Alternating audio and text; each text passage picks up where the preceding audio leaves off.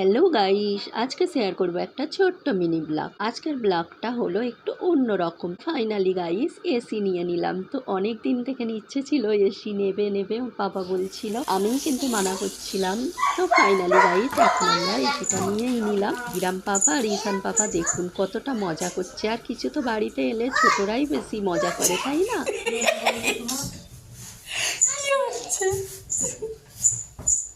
দেখি বাবা, দেখি শোনা বাবা সরে আসা।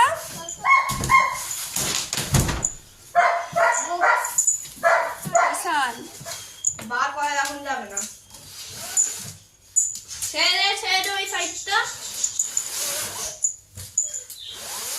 এসিটা নেওয়া হলো 15টা রোজা ছিল তখন, আজকে হলো 16টা রোজা। তো পরের দিন সকালেই দেখি এসে গিয়েছে, কল করলো যে আমরা আসছি, মানে এসিটা ফিট করতে। তো এখানে দেখুন কি অবস্থা, ঘরে সারাটা দিন যে কি গিয়েছে কি বলবো। তো এখন দেখুন দুপুর এই 12:30 একটা হবে, ঘরের কি অবস্থা। ওর পাপা বললো যে এখন তো কারেন্ট মিস্ত্রি আসবে না, এগুলো ততক্ষণে তুমি গুছিয়ে নাও। ঘরটা ঝাড়াঝুড়ি অল্প করে নিলাম। তো বিছানা চাদরটা দেখুন, মানে এটাতে বিছিয়ে রেখেছিলাম, ধুলো পড়বে, তো সেটাই আমি পেতে রেখে দিয়েছি।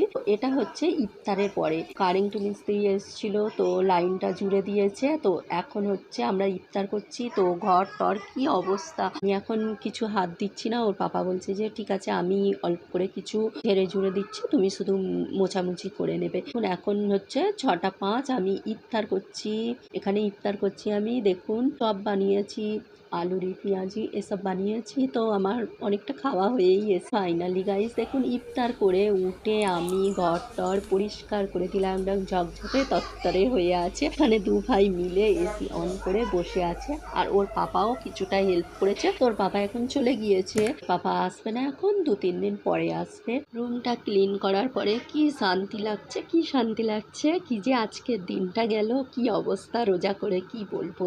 আজকের মিনি ব্লগটা এখানেই এন্ড করলাম, টাটা।